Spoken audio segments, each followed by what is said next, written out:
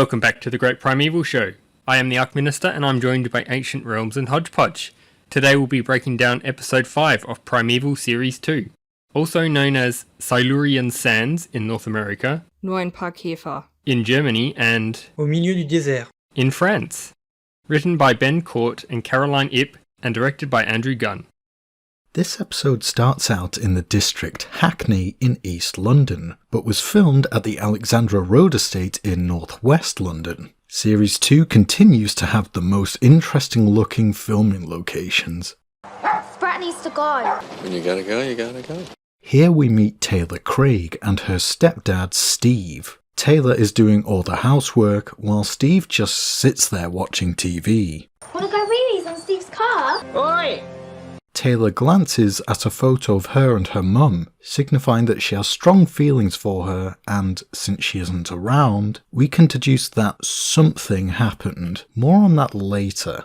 After taking Sprat on a walk, the eager doggo runs off, seemingly to have spotted or sensed something humans can't pick up. And when Taylor chases after, she finds that Sprat has disappeared through a large pipe and entered an anomaly. Perhaps creatures are attracted to the magnetism in anomalies, hence why so many come through when they open. When Taylor arrives in a Silurian desert, it appears that the cloudy sky has been edited in. All the night scenes in this episode are really just edited day scenes. You can tell because of the heavy shadows.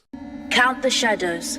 We only hear Sprat barking in distress as we see strange movement under the sand. This is because the acting dog wouldn't have been allowed to fly to Fuerteventura in the Canary Islands, where this episode was filmed, specifically Corregelo or Corregelo National Park. Taylor shouts for Sprat before we cut to the titles. The track playing here is called Taylor, rather fittingly. Connor skateboards into the ops room. Contravenes health and safety. And the anomaly detector goes off before it suddenly crashes. It sounds like Pac-Man when it crashes for some reason. After rebooting, Connor discovers that it's completely contaminated with spyware. Cutter wants to keep it all a secret and rightly decides to deal with the anomaly incursion first. They both suspect the cleaner, but we all know the information is leaking from the detector to Leek's laptop. Originally, Leek had access to the anomaly alerts before the team, but the anomaly detector prevents him from finding the creatures first. This is why he's installed spyware. The question is, was the spyware added recently, or when he helped build the detector with Connor?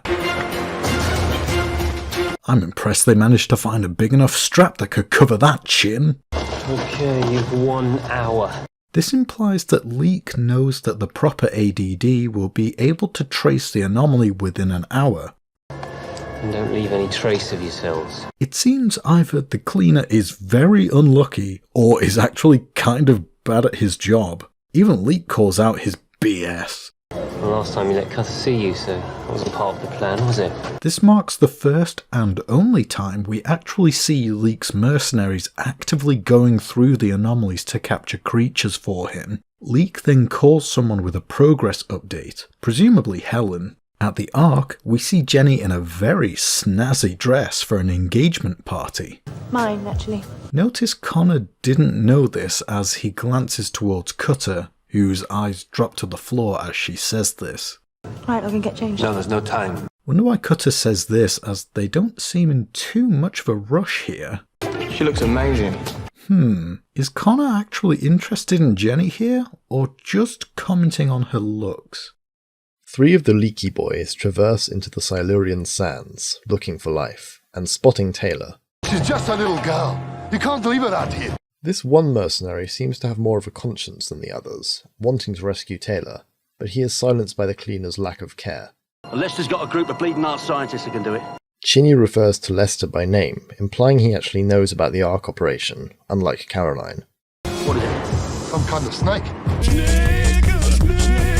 All of Leek's mercenaries appear to be killed by the unknown sand predator, whilst Taylor hums to herself to drown out their screams of terror. Oh, and another Wilhelm. We don't see the attacking predator here, but we'll see some footage later. The shot pans out to reveal that Taylor is on some rocks, but cut off from the anomaly, a desperate situation. Errol Clark, who played the mercenary who argues with the cleaner, stated in an interview that whilst it was fun filming in Fuerteventura, it was apparently 40 degrees Celsius the day they filmed these scenes. A very sweaty Stephen comes home to his apartment to find Helen is using his bathroom. Similar to episode 2, Helen just lets herself into Stephen's flat. Does he just not lock his doors? You don't mind, do you? I got slimed in the Devonian. This is actually the only time the Devonian period is mentioned, and no creatures have come from this time, except possibly the Labyrinthodon from Series 4 Episode 5. It's hideous! Apparently this was the only shower Helen could find in a million years. Stop staring and pass me a towel. Since you're here, would you mind giving me something to put on?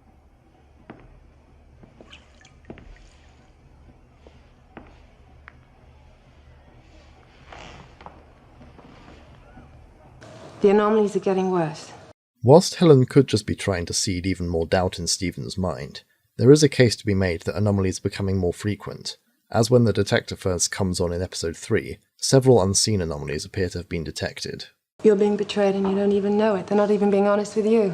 Helen's agenda here is a bit difficult to discern. The only real benefit she gets from telling Stephen this is that she could potentially get him on her side, and or to mess with Nick. If you look carefully behind Helen in the bookcase, there is a For Dummies book. We can only speculate on which subject it is. Cheating for dummies. And behind Stephen, a giant kiwi fruit and lots of wine. Interesting priorities. Call me when they're back. I want a full report. It appears that Helen gives the orders in their little arrangement. At least for now. You say something? Just goodbye. Stephen does seem a bit shocked when Helen puckers up, so it seems they haven't reignited their passions. Yet. Stephen is oblivious to Helen's devious deceptions, and when he questions what she is doing, she brushes it off. Cutter and Jenny's arrival causes an anxious Leek to call Helen whilst his mercs are still on the other side of the anomaly. Don't worry, we've got contingency plans. I wonder what these contingency plans were. Cutter asks Jenny to shut down the site. Probably throw some building code violations at them. An interesting insight into Jenny's methods and process of covering up the anomalies to the public. By the end of the episode, we'll see her full cover-up. It's called Sprat, and it lives a few streets from here. She. It's a she. Jenny is clearly not a dog person, as she can't even gender a dog. Sprat's dog tags are how Jenny finds out where Taylor lives to inform her stepfather later on. I think I said I loved her. Connor goes to ladies' man Stephen for romantic advice. If you love Abby, just tell her. It's great to see Stephen being an older brother figure to Connor. He's also showing no ill will despite him previously having feelings for Abby himself. Aren't you forgetting someone? Caroline. Connor has clearly been talking about Caroline off screen, as Stephen and Nick know of her yet haven't met her. I mean, honesty is important in these things, isn't it? Yeah. The shot lingers on Stephen as he thinks about Connor's comment. Most likely he's thinking about how he hasn't told any of the others, most crucially Nick, that Helen has been occasionally visiting him at his flat. Connor then unveils his latest, invention. Seriously, guys, prepare to be amazed. What the hell is that? Love how you can see Cutter trying not to laugh here. Something tells me this was not a government-funded project. Is that my hairdryer? That's my blanket. Why don't you just poke your head through the anomaly, guys? Like, come on, Ben Trent did this all the way back in Series 1, Episode 1, with no ill effects. Maybe it's best we never see this thing again. Hodge, Ancient Realms and I were fortunate enough to have a Zoom call with Connor's actor Andrew Lee Potts, who very kindly answered some of our Primeval questions we had for him, as well as providing insight into the show's production. He was incredibly nice and cool, and we wanted to give a huge thank you to him for the opportunity. We shall be referring to this Q&A anytime behind the scenes insight was given. First thing to come up in the breakdowns that we asked Andrew Lee Potts about in the Q&A was actually Connor's rover thing. He confirmed that there were no plans for it to return. That thing's not going to make it through the pipe, let alone the anomaly. Notice how a small ramp suddenly appears at the base of the pipe for the rover to drive up. High CO2, low oxygen. It's pre-carboniferous. The rover thing must be kitted out with a gas or CO2 detector of some sort, as well as the camera for them to determine this. There's nothing really in the Silurian 2 injury. You know, we're talking a few basic plants, some bugs. Connor specifically pointing this out is more evidence of the dropped plotline of the creatures/timeline appearing different to the actual fossil record. The team spot Taylor on the rocks in the distance. The rover must have driven quite a way, as we soon see Cutter and Stephen walking for what seems like hours to get to her. Despite the arguments and disagreements that these two have had over the previous episodes, it's nice that the writers gave their characters essentially a duo story where they have to work together before the finale and fall out. Even so, these guys would probably need a special air mix. Connor's succinct description of the Silurian is not far off from the truth. Some of the first plants we would recognise today evolved in the Silurian. However, they would most likely not stray far from the water's edge, so it's not surprising we wouldn't see any in a sandy desert. The only hint of water being nearby is when Stephen spots a cloud later on. As for the fauna, assuming Connor was referring to arthropods generally when he said bugs, then he would be correct, as the Silurian marks the appearance of the first fully terrestrial animals in the Earth's history, consisting only of invertebrates for now though. Cutter and Stephen hear and then see a group of Silurian-era arthropods scuttling across the sand. They're moving in herds. They are never named, other than being referred to as Millipedes. We can speculate that these are meant to be Eoarthropleura, an earlier relative of Arthropleura that lived during the late Silurian and Devonian periods, and the oldest known terrestrial animal from North America. It's likely a repurposed Arthropleura model with the mandibles and maybe some body segments removed to change it enough to be a new creature, though still not really resembling millipedes. They also seem to not be aggressive towards people. A welcome change if you ask me, one of the few non-carnivorous creatures in Primeval. Other than that, there really isn't much to say about these things. Their presence would suggest that this desert is in either North America or Europe. Behind the duo, one of the mysterious lumps in the sand appears again. Connor opens up to Abby about his relationship with Caroline. Never really had that chemistry. Chemistry, yeah. It's important. You can really tell Abby is trying not to show how happy she is about Connor thinking of ending things with Caroline. I think you should do what's right for you. Connor's inexperience with women shows again as he tries to text a breakup. Connor, come on. That's humiliating. No one deserves that, not even her. Is dumping someone by text really that horrible? Maybe it just depends on the person and or the situation. She fell down a pipe. She fell down a pipe. Having returned Sprat to her owner's address, we see Jenny telling a believable lie to Steve. Steve, let the experts do their job. This line mirrors what Lester says in Series 1, Episode 1. Let the experts do their job. I've been trying my best. I'm not a real dad. Steve gives us a bit more insight into what Taylor's home life is like. Steve, I'll let you know the moment there's any news. Despite lying to him about the specifics, it's nice to see Jenny do her best to reassure Steve about his stepdaughter's safety. Likewise, it's nice to see that despite seeming very dispassionate towards her at the beginning, Steve does in fact care a lot about Taylor and is genuinely very worried about her. Cutter and Stephen find the wrecked equipment from the cleaner and the other mercs. A few basic mops, some buckets. This is serious stuff. He's here. Cutter alludes to a certain janitor-type chap hiding somewhere in the sands. Cutter watches the footage which shows the leaky boys, including the cleaner, as they tussle with the snake. You can briefly see the claws/pedipalps of the attacker. You're not surprised by any of this, are you? What do you know? Stephen questions Cutter and seems suspicious over Cutter knowing about someone being here. And when they're playing us, they have been since the beginning. This is an interesting quote to think about, as it implies that Leek has had this plan since either the Ark was first set up, or maybe even since they first discovered the anomalies. It would also mean something slightly different to Cutter, as he's obviously from a different timeline, and Leek wasn't there at the beginning, hence why neither suspect him. As Cutter salvages the headset and the other gear for them to use as evidence for the traitor later, Stephen calls him out. Rather than share that with us, you shut us out. We'll never be a team. Unfortunately, Cutter does have a tendency to keep important information to himself, like when he withheld the fact that Helen was still alive in Series 1, Episode 2 and 3. You sound like Helen. Yeah, funny that. Stephen looks genuinely offended by this, giving a full eye roll. Hang on a minute. What's she saying? Taylor shouts in vain at the duo, telling them to get on the rocks. The way the sand mound lifts Cutter and Stephen up is so oddly satisfying. It's strange that they just let it go straight underneath them. However, their lack of movement means it probably couldn't detect their vibrations. Suddenly, a pair of pincers appear from each mound and turn back to chase the characters. Got the pincers. Always forget those pincers. Cutter and Stephen run towards Taylor on the rocks against some brilliant music. It's quite an intense scene, apart from this questionable green screen here. They make it just in time to see the things disappear below the sand again. Thankfully, these things prefer to hunt under the sand and can't burrow through rocks. You're welcome. I don't like your tone. Yeah. Make you feel better. Kids, don't take any drugs from strangers.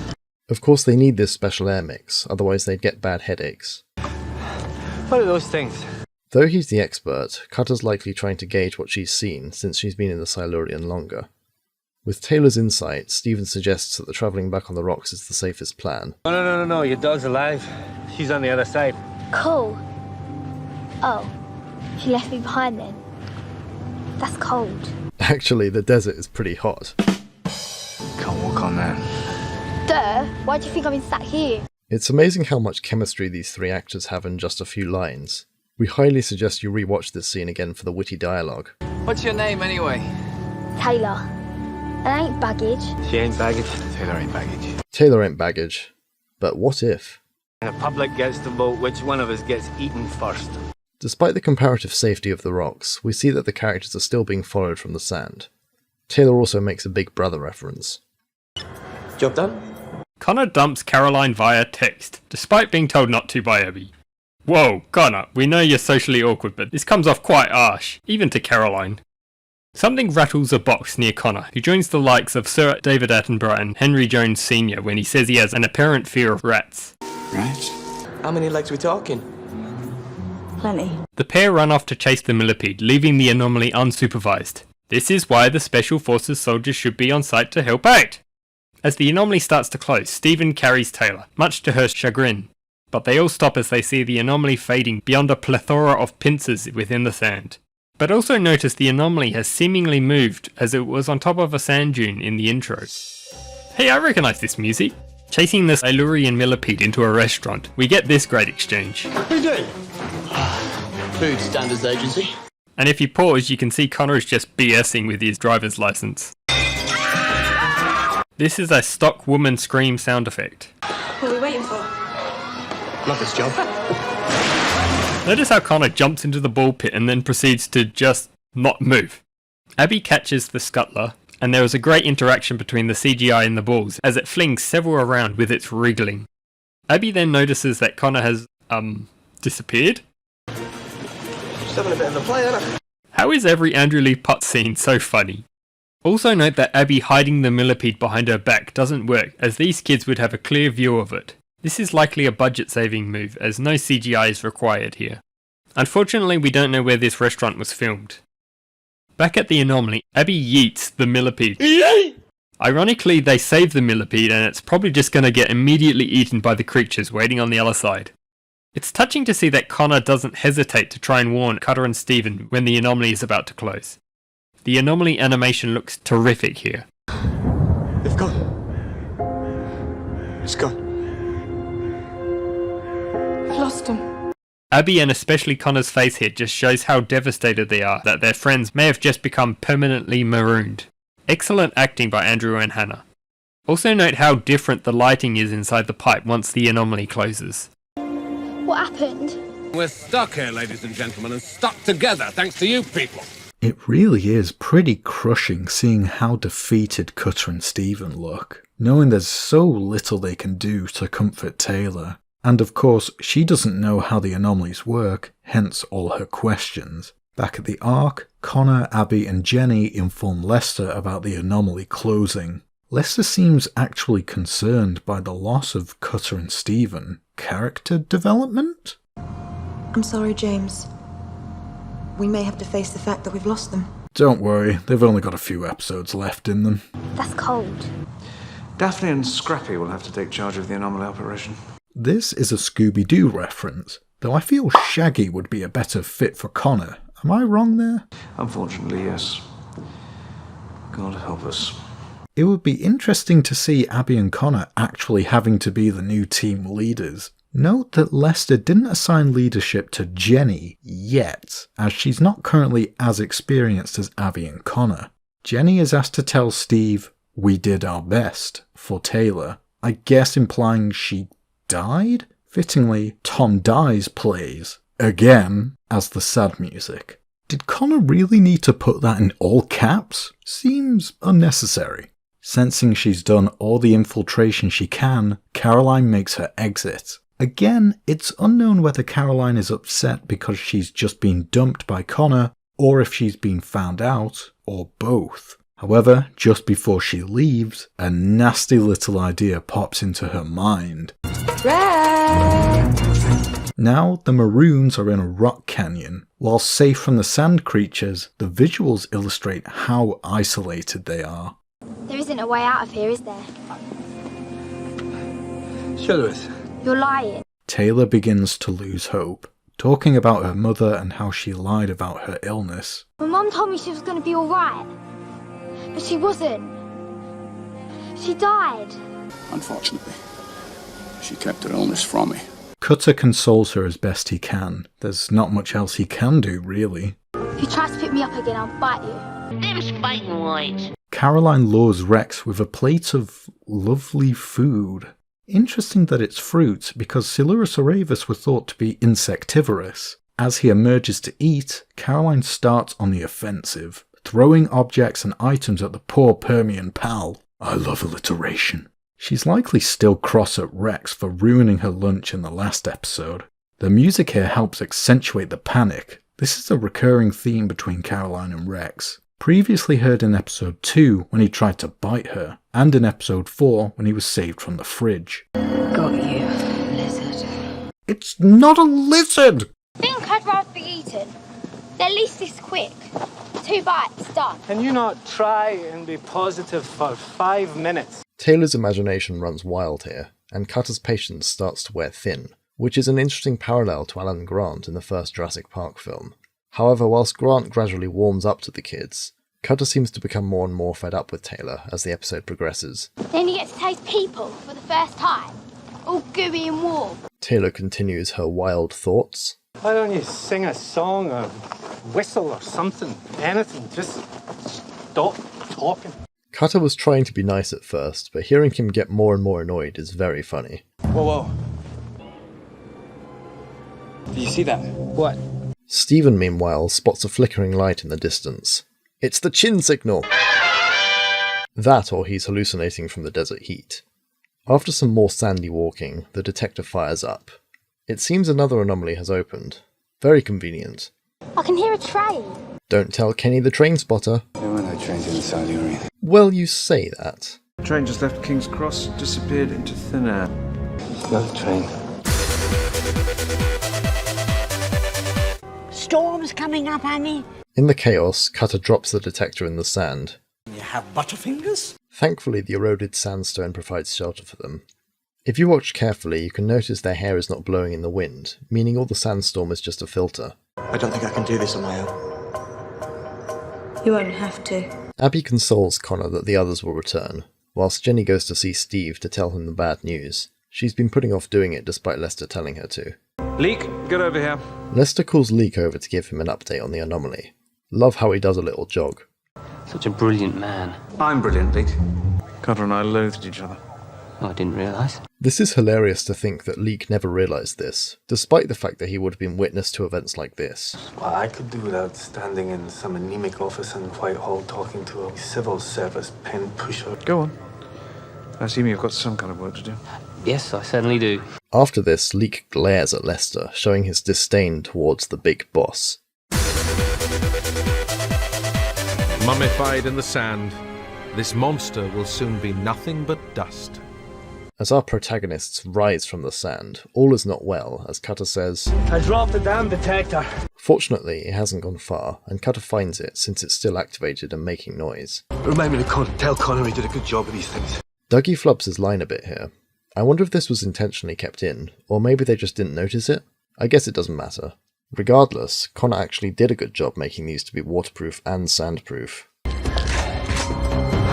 I'll take that. It seems that the cleaner has survived being attacked earlier, and now has bites/scratches all over.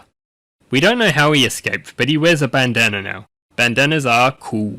I thought it might be you. Oh, it's you. The cleaner politely requests for the anomaly detector and the water. Nah, all of it.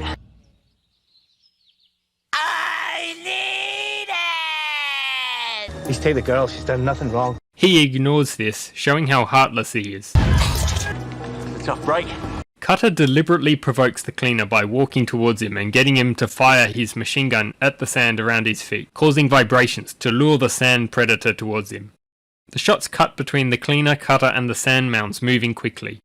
The cleaner seems hesitant to actually kill Cutter, as he was probably instructed not to be seen or harm Nick at all. But as Cutter keeps pushing and pushing him, it appears as though he's going to go for a kill shot. Nothing happens to Nick. Think I'm scared of you? You should be. That's an awesome shot with the sand mounds moving towards the unwary cleaner. If you watch frame by frame, you can see the claw of the creature grab hold and tug him under. Tough break. It's now Cutter's turn to be ruthless as he grabs the cleaner's machine gun and shoots the sand around him.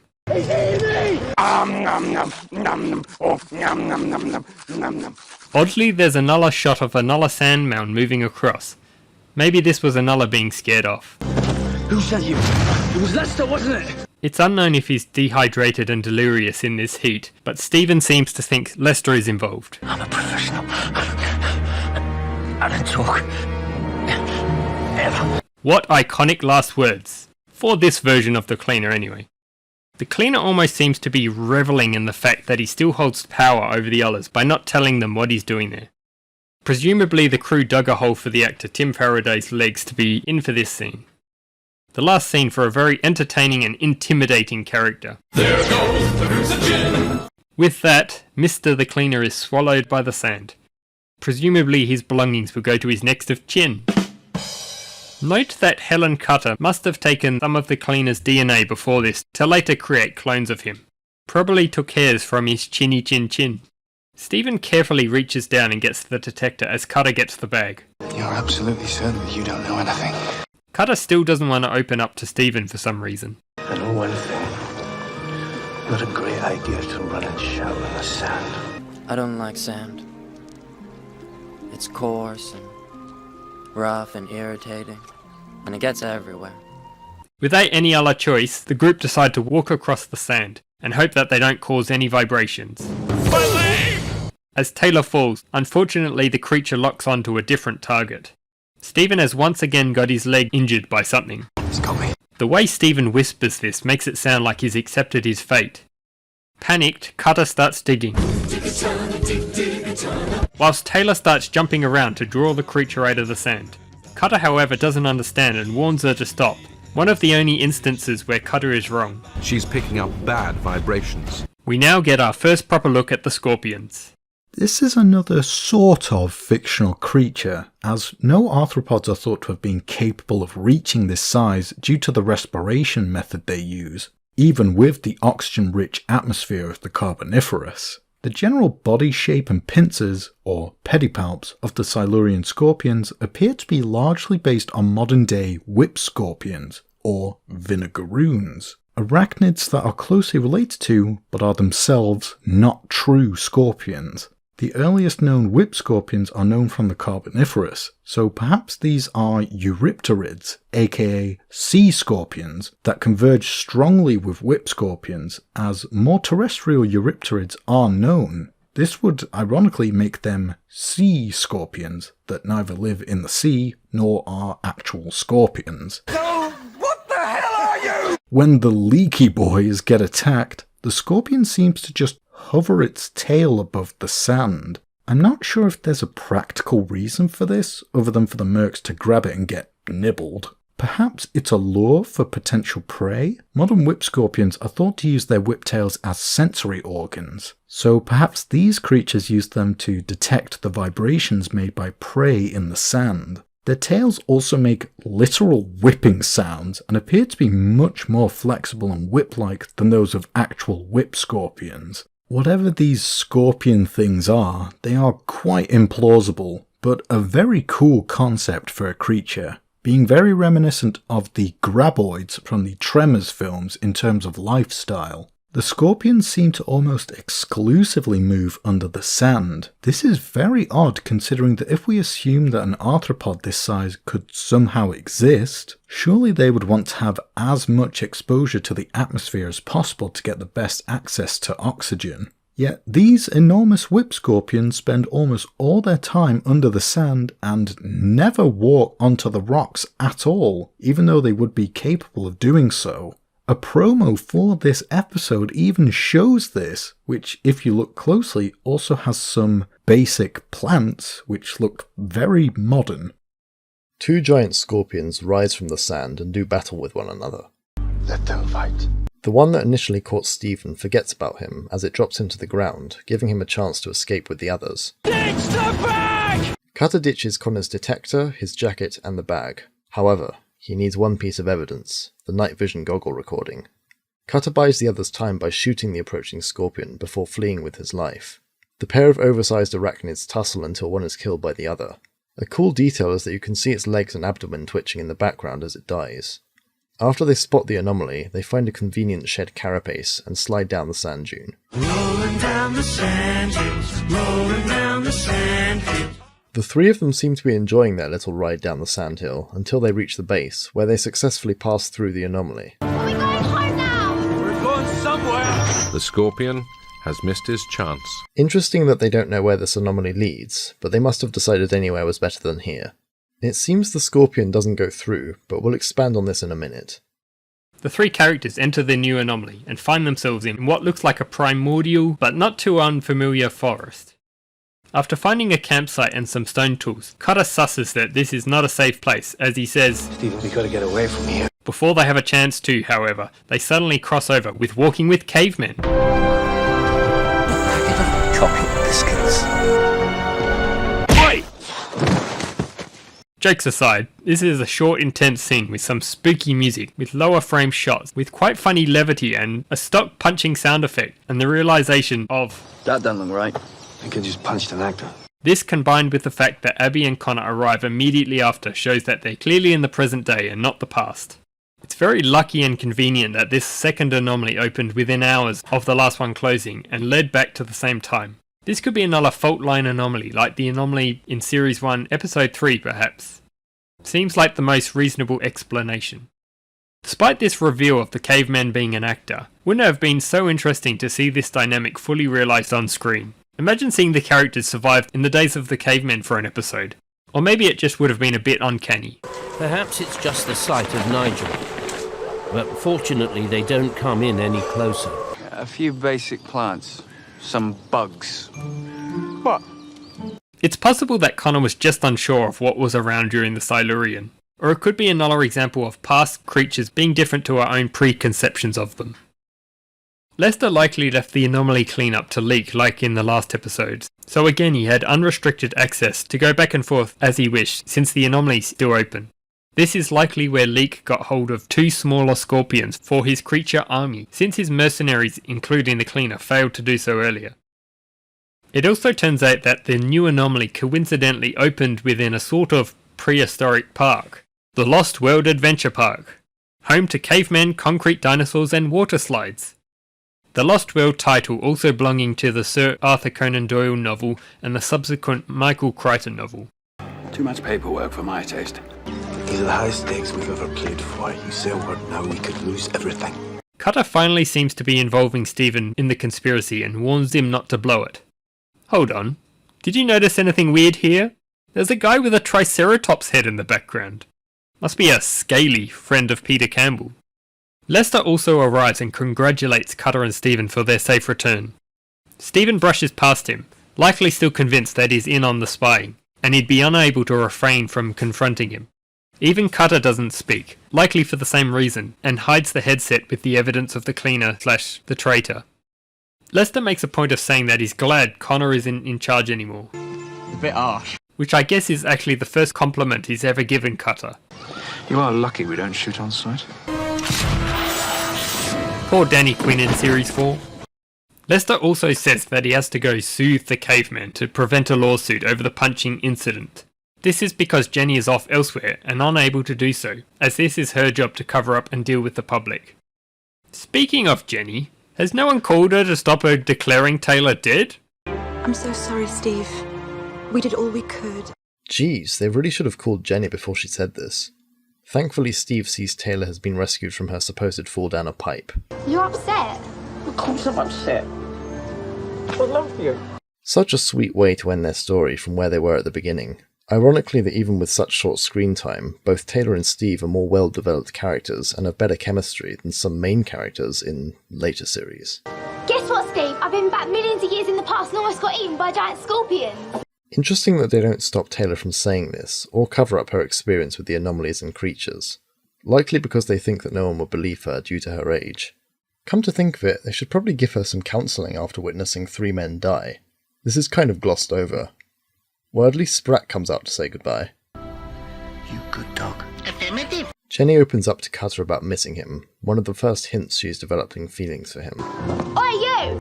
Wait, did Cutter never tell Taylor his name? Huh. Taylor expresses interest in joining the Ark once she finishes school. You'd be pretty good at it. Ironically, by the time this would happen, the only 2 people she spent any considerable time with would have died, and Jenny would have left, though she may have spent some time with Abby and Connor as well. Wonder if there are plans for Taylor to return, or if the later cast departures prevented this. In our interview with Andrew Lee Potts, he revealed Taylor was one of his favourite characters, other than Connor. And if Primeval was to return, he'd love to see her in an academy for training new younger recruits into the Anomaly Research Centre. So can I get changed now? Cutter, being Cutter, decides not to dignify this with an answer, and instead saunters off, leaving Jenny to follow. This is the only time that we see Cutter's lab in the Ark in the new timeline on screen, though it does appear in the novel Shadow with the Jaguar. Somewhat of a downgrade from his lab at the CMU in Series 1 in the original timeline, but still has several evolutionary charts and fossils scattered around. If you pause, you can see this computer screen has the name Anomaly Detection Center on it. This is also seen on the anomaly detector in the next episode. I wonder if this was the original name for the Anomaly Research Center, or the name of the government server with all the personal files that the ADD seems to have access to. A young girl trapped down a hole on a city building site was dramatically rescued today. Cutter turns on the TV and sees a news report about Taylor. It seems as though Jenny indeed covered up Taylor's disappearance as being stuck down a pipe. She earlier said this to Steve as well. Like all great British people, Cutter leaves to go make some tea, foolishly leaving the headset on his desk. Connor and Abby return to the flat. We hear Connor telling the punchline of a joke. Here is the full joke. Pause if you want to read it. They notice all the smashed items and a distinct lack of wrecks. This scene appears to have been cut early here, as we have extended audio from Abby as taken from the episode 7 recap. I told you to keep your girlfriend away from him. You better pray she hasn't hurt him. This is a reference to the last episode, when Abby told Connor, Keep your girlfriend away from him in the future, yeah? Cutter returns and the news story continues. It even shows a little graphic of Taylor and Steve. Very fun to pause and read how she was rescued with a digger. And apparently Taylor also issued a statement thanking her rescuers and that she'll not be talking to the press anymore. So maybe Jenny did request her silence about the anomalies. Sneaky Leaky strikes again! The headset is gone, thus removing any evidence Cutter had about a traitor in the Ark. I wonder if Leak himself took this, or if there are other mercenaries in disguise. Language! In closing, episode 5 takes place over one day, and it's most likely a few days to a week between this and the next episode. Join us next time for the breakdown of episode 6 of Primeval Series 2.